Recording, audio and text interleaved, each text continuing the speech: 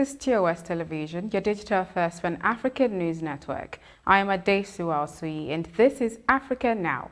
The Ethiopian Prime Minister Abiy Ahmed has confirmed that the government of Eritrea has agreed to a withdrawal of its troops from the Ethiopian territory along their common border.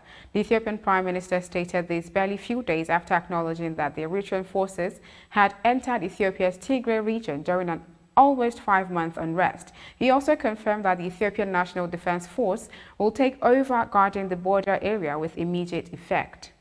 The United Nations has confirmed that more than 500 rape cases have been reported in Ethiopia's Tigray region. The organization also warned that the actual numbers were likely to be much higher due to stigma and a lack of health services. The body stated in its report that women confirmed that they have been raped by armed actors and also told stories of gang rape, rape in front of family members, and men being forced to rape their own family members under the threat of violence.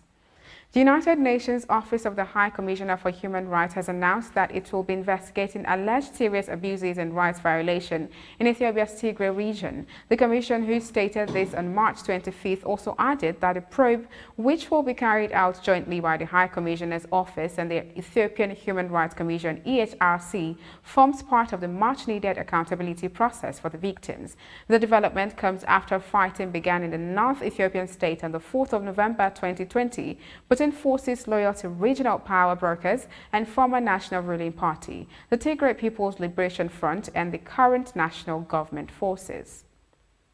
The body of Tanzania's late President John Magufuli has been moved to his ancestral home of Chato in the country's northwest for public viewing and burial. Residents are now paying their last respects to him at the Magufuli Stadium, as has been the norm all week. His body was moved through different towns in Tanzania to allow for public mourning. Close family, relatives, and friends of Magufuli are also attending the private funeral service in Chato. Magufuli died on March 17th after a 10-year battle with heart complications.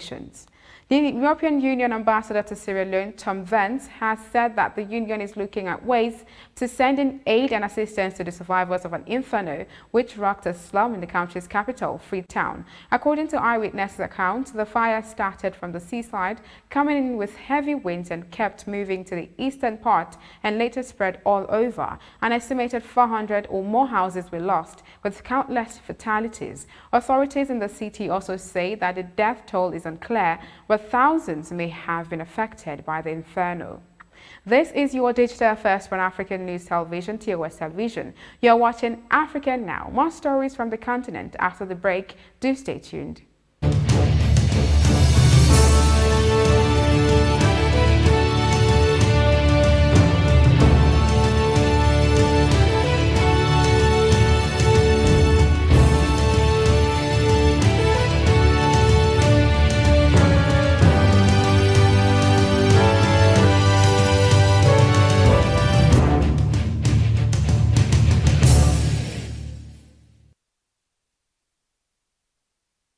Welcome back. Amnesty International has said that hundreds of Ivorians are currently languishing in dire conditions in prison after they were arrested during violence and election-related protests in 2020. Some of the detainees also include many who are in pretrial detention with limited access to lawyers and other basic amenities. The organization, who interviewed 52 people during a mission in Côte d'Ivoire in February, reports that at least 300 people, including activists, protesters, opposition supporters, and alleged perpetrators of violence from across the political spectrum, have been arrested and detained. It, however, added that it was not possible to ascertain the exact number of people currently in detention in the context of these events, as the Ivorian authorities did not provide them with information, and their delegates were not allowed to visit the prisons despite a formal request. The trial of Amade Houreni, the alleged leader of the perpetrators of Ivory Coast post-election massacre, has commenced in the nation's capital, Abidjan. Since his arrest in 2013, Houreni is alleged to have led a militia on the 29th of March 2019 to the western city of Djoko, known to have been a stronghold of defeated President Laurent Gbagbo, where more than 800 civilians were murdered. The suspected mastermind of the attack faces 20 charges, including genocide, war crimes, rape, murder, and extortion. The Democratic Republic of Congo is currently investigating its former police chief, John Numbi, over the high-profile murder of a human rights activist, Floribert Chebeya Numbi. Numbi is expected, or suspected, to have orchestrated the killing of the activist, whose body was found in his car on the outskirts of Kinshasa, the capital city, in June 2010. The day before the murder, Chebeya, the head of the Voice for the Voiceless group, had been called to a police station, supposedly to meet the former police chief. 5 police officers have been convicted for the murder, and 2 of them, now living in exile, confessed that they took part in Chebeya's murder and claimed Numbi had ordered them to take out the human rights activists.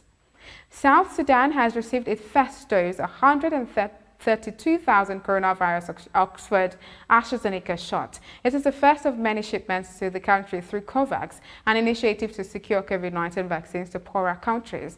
The nation's health minister, Elizabeth Achui, said the country is expecting a total of 800,000 doses in the first half of 2021 through the COVAX facility, and its vaccination campaign is expected to start next week, targeting essential workers like doctors and nurses, as well as vulnerable populations such as the elderly. President Uhuru Kenyatta has ordered all top government officials in the executive to lead in getting the COVID-19 vaccine. The nation's State House of Chief of Staff, Nzioka Waita, confirmed the order when he took to Twitter to show himself receiving the jab. As the government scales up the rollout of the national COVID-19 vaccine program, the president has directed his entire cabinet and executive office to lead by example and get the jab.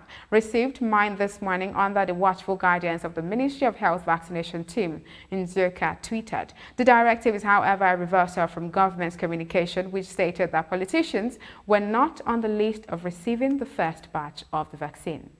This is your Digital First Pan-African News Television. You're still watching Africa Now. More stories from across Africa after the break. Don't go anywhere.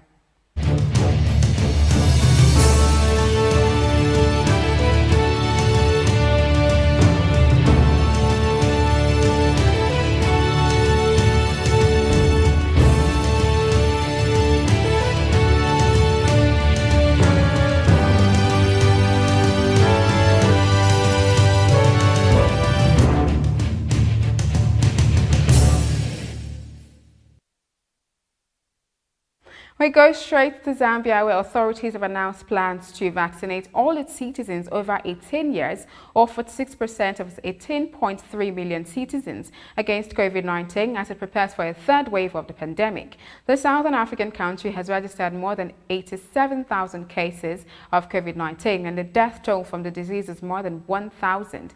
Zambian Health Minister Jonas Chanda says health workers, the police, security officers, teachers, and the clergy will be among those given priority in the vaccination campaign. As the days go by, the closed Suez Canal in Egypt is costing an estimated $9 billion worth of goods that should be passing through the waterway. This is according to popular shipping journal Lloyd's List. The blockade is apparently causing disruption in the flow of cargo traffic in the Mediterranean and the Red Sea. Every day, 70 ships carrying a total of 4 million tons of cargo transit through the canal. This means millions of tons of cargo traveling to various destinations around the world have now been sitting idle since Tuesday night of March 3, when the blockade happened. The Suez Canal in Egypt is a critical waterway and used by 10% of the world's maritime trade, and a complicated mission has since been underway to free the vessel known as Ever Given. And in sports, Comoros has qualified for their first ever Africa Cup of Nations after a 0-0 draw with Togo. The draw, however, ensured they will finish either as winners or runners-up from Group G. The result means the Islanders are on 9 points from 5 games, 6 points ahead of third-placed Kenya, who were scheduled to play Egypt later on Thursday. Egypt is second in the group with 8 points and will also qualify if they avoid a loss against Kenya in Nairobi. The final rounds of qualifiers for 2022 AFCONs in Cameroon got underway on March 24th.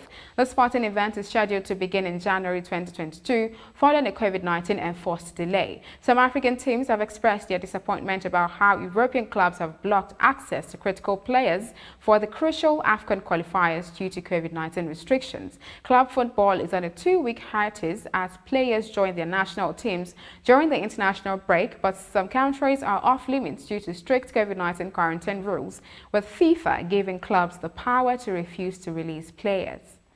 And that is Africa Now. For more updates, visit our website at www.tostvnetwork.com. Do also follow and like our social media handles on Facebook, Twitter and Instagram. And remember to subscribe on YouTube. Do stay with us and enjoy more programs on TOS Television Network. I am Adesuwa Osui. Good afternoon.